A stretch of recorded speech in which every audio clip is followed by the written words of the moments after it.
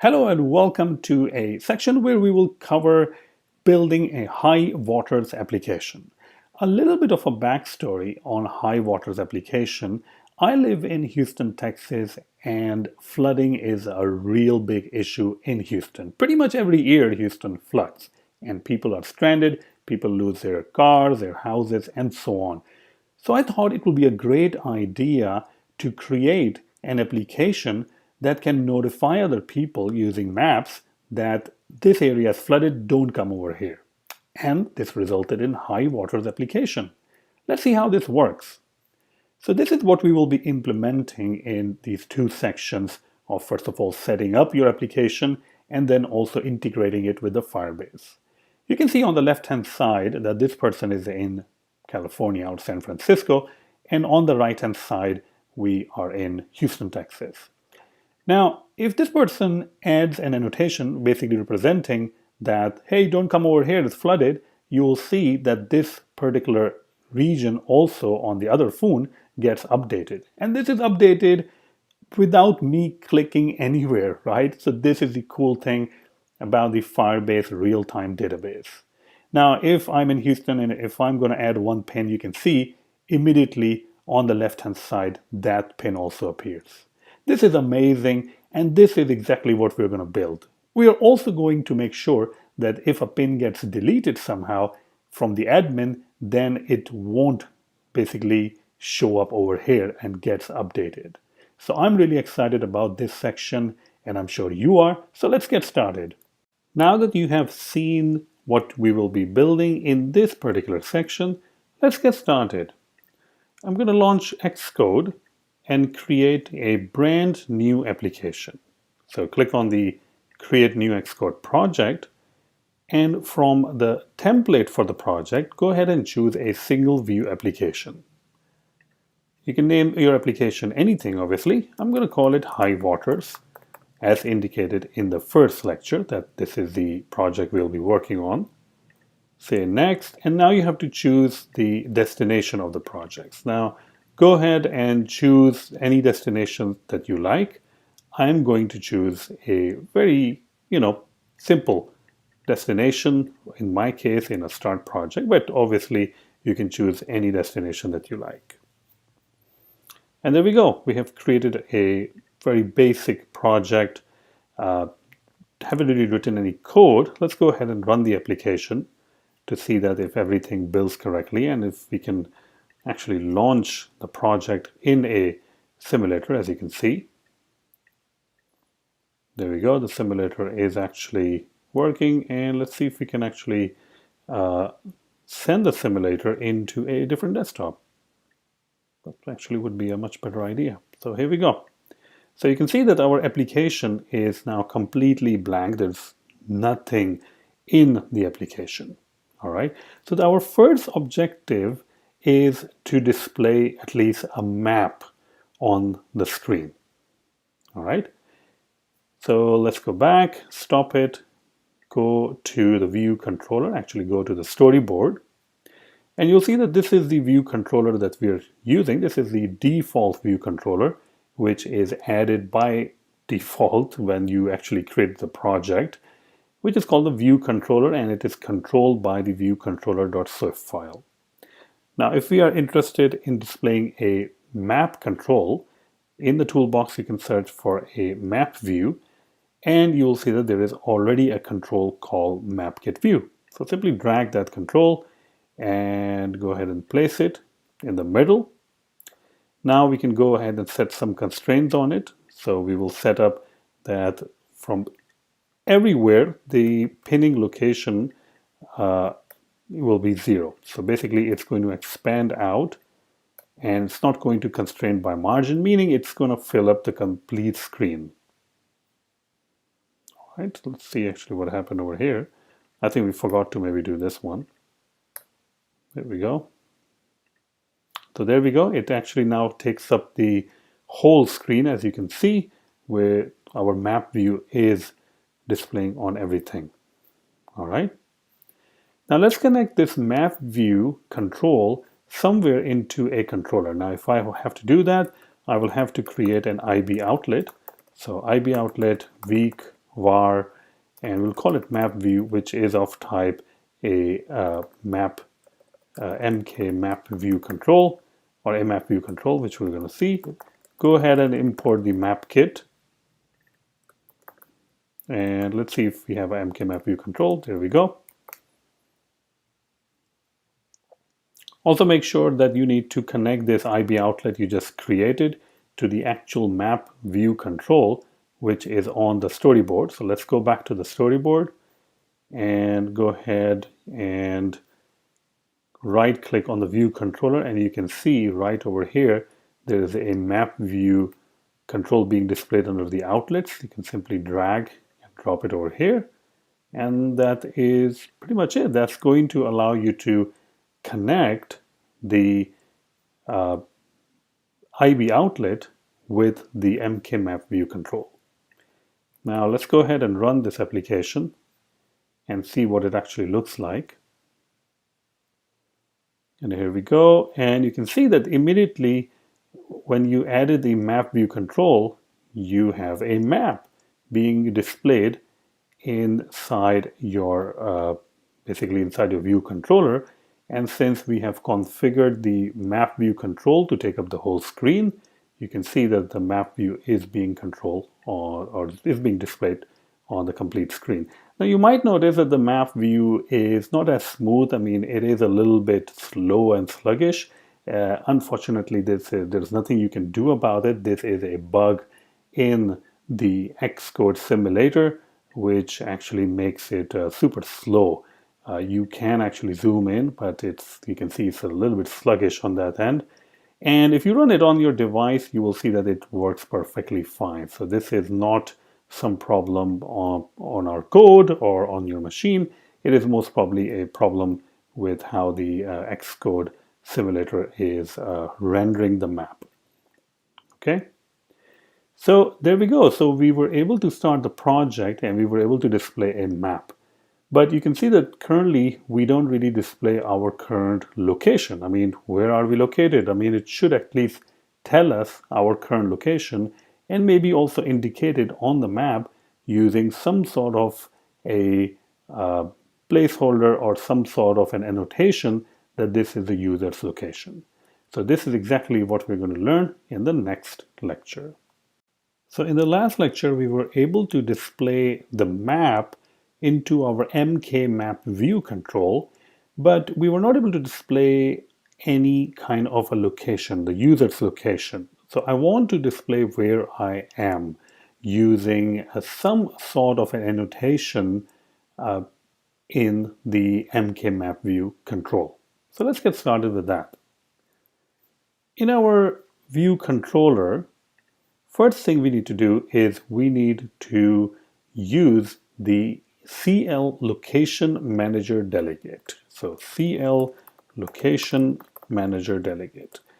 The CL location manager delegate is a protocol which contains a lot of different delegate functions, delegate methods that are responsible for giving you an idea of your current location. All right. We will also import the core location, which is a module which contains all the functions and all the necessary features that are related to users' current location. Actually, core location has a lot of different stuff, including iBeacons, including geofencing, and so on. So now that we have that set up, let's go ahead and create a variable to hold the location manager. So I'm going to create a location manager, which will be CL location manager. Now you can go ahead and force unwrap it if I'm doing like that, or you can do a question mark that it can be nil. I'm going to use this. There's nothing really wrong with that. You just have to make sure that you initialize it before you use it. And I'm going to do that just now. Now you can also use a lazy loading property. You can also initialize it by lazy loading. If you want to do that, you can definitely do that. Nothing wrong with any of the approaches. All right. So let's go ahead and initialize it. So I'm going to say self.locationManager equals to CL location manager and simply going to initialize it. Next, we'll set up the delegate for the location manager. And in this case, the delegate is self, which in our case is the view controller because self points to the view controller. Next, we're going to set up some sort of an accuracy. So location manager dot desired accuracy. Desired accuracy, we're going to use KCL location accuracy best. There are different kind of accuracies available. The KCLL location accuracy best means that it is going to the location manager is going to work really hard for you to find the your location. Now this also means that it will be a little bit more work on the memory and on the battery life. Now let's go ahead and also set the distance filter, which actually means that we don't really care about any distances that where you should start with finding the location or not. So that's why we're setting it to nil. All right. Then we will have a map view. So map view dot show user location. That's one of the properties on the map view, and we're going to set it to true. We will also set the map view delegate. Delegate equals to self. If you do a delegate equals to self, make sure that your view controller is actually using the MK map view delegate. Now, at this point, we might not be needing this, but I'm just going to set it up because later on, we will definitely be needing the map view delegate. The final thing is to tell the location manager to start updating the location. And it is at this point that the location manager is going to give you different events that are happening because of the user's location being changing. All right. That's pretty much it. Let's go ahead and run the application and see what happens. So here we go. I'm going to say the play button, which is going to launch the application in the simulator. Anyway, so here it is. You can see that I can look at the map, right? But it didn't really give me position, the user's location. So let me go ahead and run it again, and you will see that if I run it, you will see that we will not be able to, we definitely displaying the map. You can see the map, but it didn't really point us to a location like where we are. So that's not really working. So let's go ahead and look at the console. Maybe the output window is giving us some sort of instruction of what is going on. But as you can see on the console, there is nothing really helpful for you to do anything, right? But one thing you will notice if you have been using iPhone for a long time is that it never really asks you for your permission that, hey, can I actually use your location? So there are many different instances where the pop-up or an alert box pops up from an iPhone application, usually in the case of location asking your permission or a camera and so on. And it didn't really pop up. And so that's one of the issues that we need to solve. We never really ask the user for their permission. All right. So let's go ahead and see how we can ask the user for the permission. This is done by one of the functions that we need to call on the location manager, which is location manager dot request when in use authorization. There's also another one which is request always authorization. We are just going to use this one, which is a request when in use authorization, meaning when you are using the app, it will ask when in use, then it's going to ask for authorization. But alone, calling this method or function is not going to do any good. You will need to also set up some settings in the app, the info.plist file. So let's go ahead and open the info.plist file and add a new setting over here. And I'm going to paste over here the setting. And I'm going to show you what it says. So the setting name is actually privacy location when in use usage description.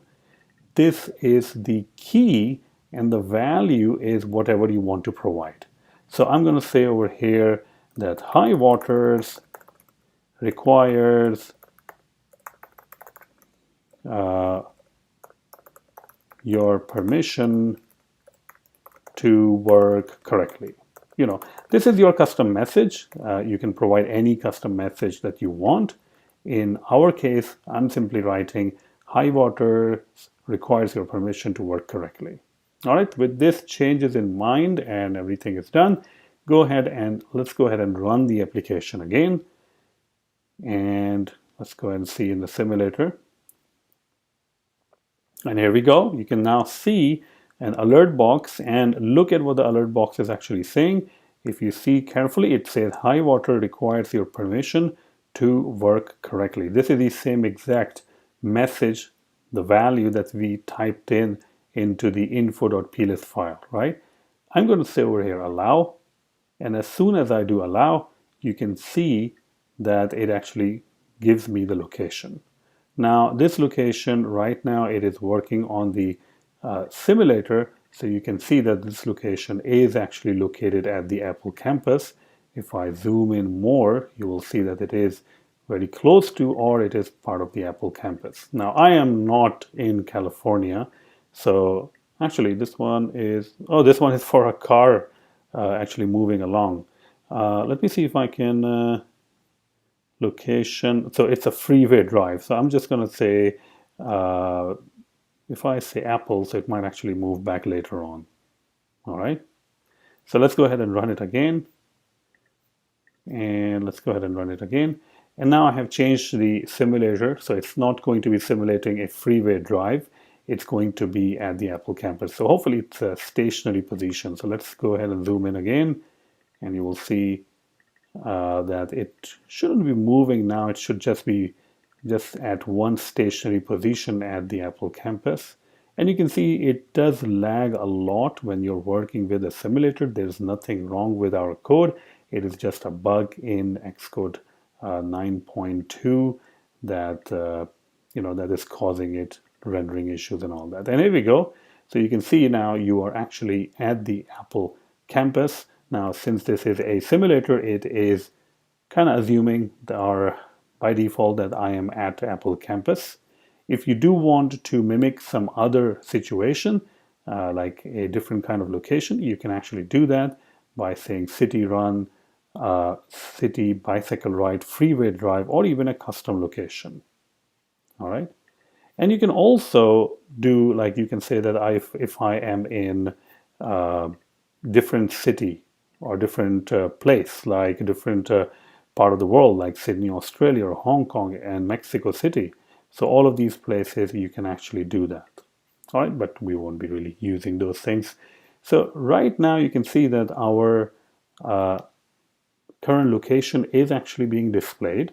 It is pointing in Apple campus, but that's okay because we are actually using a simulator. Now in the next lecture, I'm going to show you that how you can a little bit zoom into the user's location, because let me go ahead and launch it again. Because once we run the app, we notice that we are very far away and I have to click 1,000 times to actually zoom in to that particular location, right? So it definitely would be a much better idea if when the app actually launches, it automatically zoom in to my location so I can see much better the surrounding streets, and I can also see the streets that are flooded by placing an annotation, which we'll do later. But we have a good start at this point, and in the next lecture I'm going to show you how you can zoom into the current user's position. In the last lecture, we were able to display the current user's position on the map, which is being displayed on our iPhone. Now, in this lecture, I'm going to show you that how you can zoom into the user's location. Because right now, if you run the application and you can see the user's position, but that's like way far. I can't really see any roads. I can't really see any streets. That is like super high view.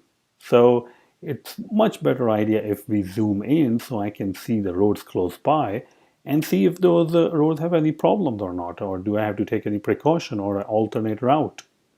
All right. So let's go ahead and do that. Now, whenever the location is updated, meaning whenever the person is actually, you are actually moving, the user is moving, there is a special function that, or a delegate function that is being fired. That is called the did update. Let me actually go ahead and say over here. So it's called the did update locations. So let's go ahead and find that. We have did update locations. This is the one that is going to get fired whenever the person is actually moving. All right. So the first thing we need to do that we need to see that if we have a location. So if let location equals to locations, and we are just going to take in the first location that is coming in. And you're going to use a if let so that we can get the location it's already unwrapped. All right. Next, we're going to get the coordinate of this location. So this is the location of the user. So if the user is moving a lot, this function will going to obviously return many different kind of coordinates, latitude and longitude. Now, next, after getting the coordinates, we are going to create a span. The span is basically how much available latitude, delta, and longitude is going to be visible. So in this case, I'm going to say over here, let's actually go ahead and say span, and the delta in this position is, let's say, 0.02, and this is 0.02. You can try out different values. The lesser you go, the more zoom factor it's going to provide you.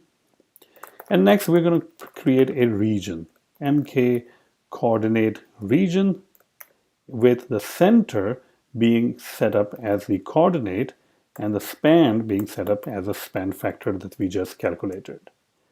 And the last thing that is to do is to simply set the map views region using the set region and passing in the different region, which in this case is the region that we just created, and passing it through if you want it to be animated. It's a good thing to animate it.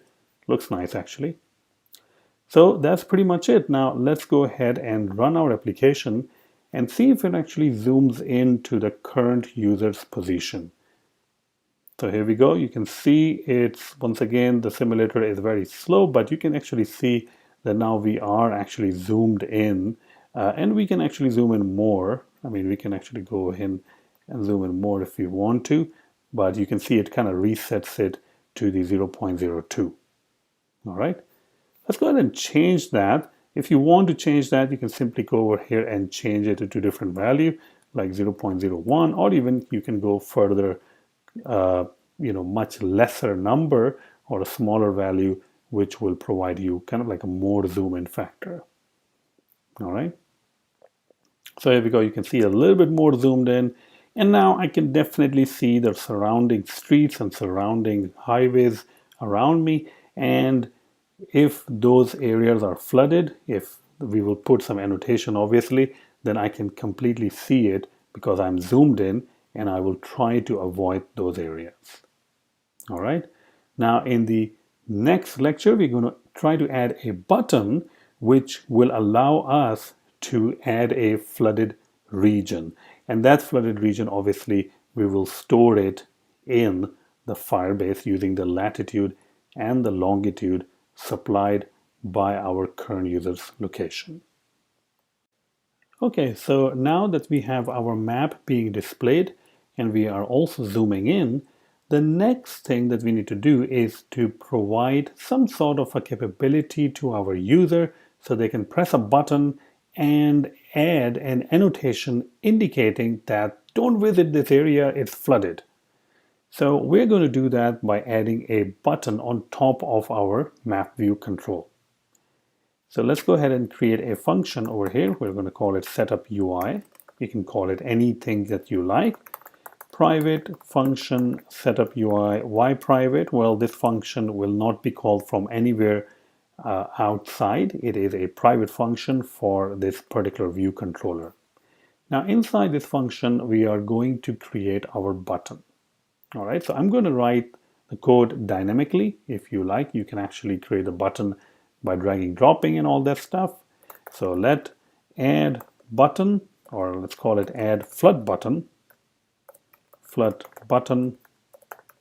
equals to UI button, and we can create a button. I'm going to give a rectangle button, which is cgrect.0, meaning this button does not have any width, does not have any height. The reason that I'm not providing any width and height is that I will dynamically later on set the height using the constraints. Now this button will also be an image button. So the first thing I need is some sort of an image. I already have an image, so I'm just going to see if I can copy it. Here we go. And always make sure that the image is part of the project or the target. So let's see over here on the target membership right hand side, you can see that it is part of the target membership high waters. That's good. And this obviously is what the button looks like. You can use any button that you like.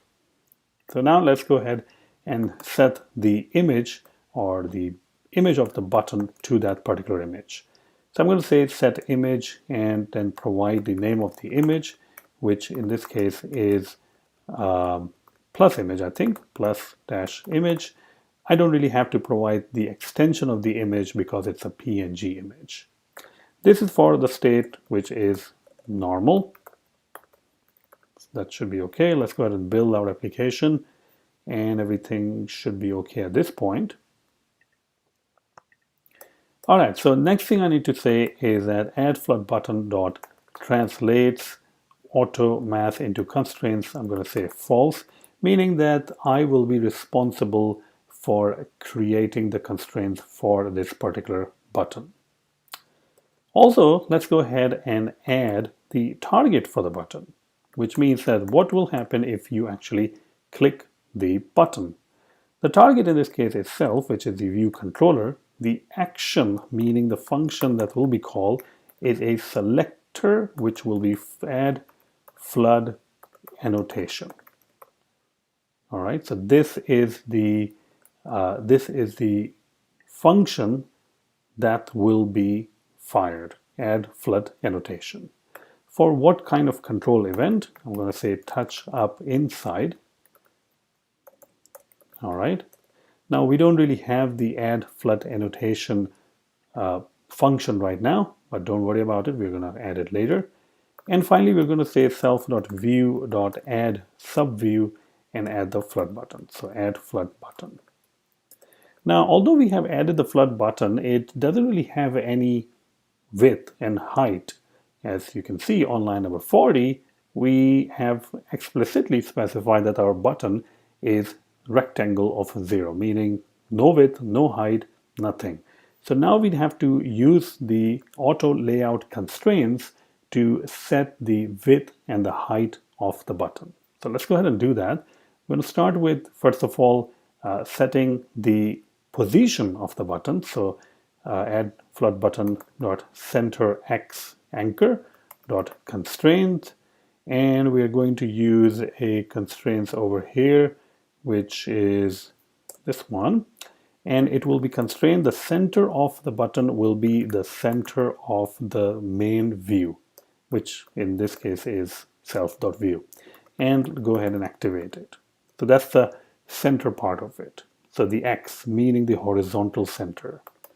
Now we need to provide the vertical center. So instead of the vertical center, I'm not going to put the button right in the center of the screen because the map is over there and I don't want to obstruct the map with something. So I'm going to put the button right at the bottom of the screen by using the bottom anchor dot constraints equal to some constraints, and we're going to use a constant over here also. So self.view.bottom constraint, or the bottom anchor, and the constant value is -40. That means that it will be right at the bottom but -40 points above the bottom, and so that's the margin that we are providing, and is active is true. All right. The next thing we have to provide is the width of the button as well as the height of the button. So go ahead and say width anchor dot constraints, and we're going to provide some sort of a width. Say 75 should be okay. is active equals to true. And then we have to provide some sort of a height to the button. If you don't provide the height, then your button might not actually display because it doesn't really have any height. And again, I'm going to say 75 dot is active equals to true. We still have to implement the function add flood annotation, which is on line number 43. So let's go ahead and see how we can implement that particular button. Now, instead of calling it add flood annotation, I would actually call it add flood annotation button pressed. Kind of like a little bit more descriptive name, and I think it will clearly help us to identify what this particular function is doing. We'll start with Objective-C function add flood button pressed, and it's going to pass in the center. We don't really have to pass in anything, but anyways, there we go. Let's go ahead and build it. And now hopefully when we run the application, you should be able to see an image button or a button with an image being displayed right at the center horizontally, but close to the bottom. So here we go. We can see perfectly that the button is being displayed. If I click the button, nothing really happens right now. And actually we can make sure that the function is getting called or not. So I can go into the add flood annotation button press, and I can simply say over here that this button is actually getting pressed. It's going to display that. Go ahead and run it again. And then now it's going to display, and we can actually go ahead and press a button, and you can see on the output window that it is actually showing you that the button is being pressed. That's great, because we can definitely press the button, but next step would be to adding an annotation onto the map which will represent the flooded region. So we're going to do that in the next lecture. Now that we have a button being displayed in our application, now let's see that if we click a button, how can we add an annotation onto the map? We already know that the add flood annotation button press is being triggered, is being called whenever we press a button, but it really doesn't do anything. It doesn't really add any annotation onto the map, indicating that, hey, don't come here, this area is flooded. So let's see how we can do that. The first thing we need to do is we need to find out the location of the user. Luckily, this can be easily be done by using the location manager. If you use the self.location manager, one of the properties of the location manager is location, which will give you the most recently retrieved location. And we can use the if-let syntax to unwrap the location and put the location into a new instance, new variable called location. Once we have the location, we need to create some sort of an annotation, meaning a point, a pin that can be placed onto the map. Luckily, there are already some annotation part of the MapKit framework, and one of them is called MK point annotation. So we're just going to use the MK point annotation. Now, you can create your own annotation and annotation views, but this course is not really about the MapKit development. It is more about how you can integrate Firebase with different kind of apps. And we will, later on, you'll see that we will integrate Firebase with our high waters application. So now, once we create the annotation, we're going to use the flood annotation.coordinate. Obviously, this is a name that I'm giving. You can give any name that you like for your annotation. But I'm going to assign the coordinate to location.coordinate. Once I have created the MK point annotation or any kind of annotation, I can simply go ahead and add it to the map view using the function of the map view called add annotation and passing in the annotation that I just created. go ahead and build it. And once it is built, let's go ahead and run our application. You will see that it launches the map and it's automatically going to zoom in to the user's location. And now if I go ahead and press the plus button, which indicates that this area is flooded, I will add an annotation to that particular location. As you can see right over here, this yellow pin that has been dropped at my current location, this is indicating don't come over here, this area is flooded. Now if I go ahead and stop the application and run the application again, then you will notice it goes through the whole cycle again, but this time you will see that my annotation is gone magically. Obviously it's gone because we have run the application again and the annotation was not persisted. So it's gone. It was in memory, it was part of the map view annotations, but once we run the application again, it goes through the whole life cycle. It's not a persistent storage in memory. So all the annotations that we added, they're all gone. And now this is a time to integrate Firebase so that when we run it again, you will see that it shouldn't go away. All right. And we will also see that other people can crowdsource this, meaning other people can add an annotation. And once they add an annotation, you will automatically see those annotations being populated right here onto your application without even having to relaunch the application again. All right. So in the next lecture, we are going to start integrating our high waters application with the Firebase framework.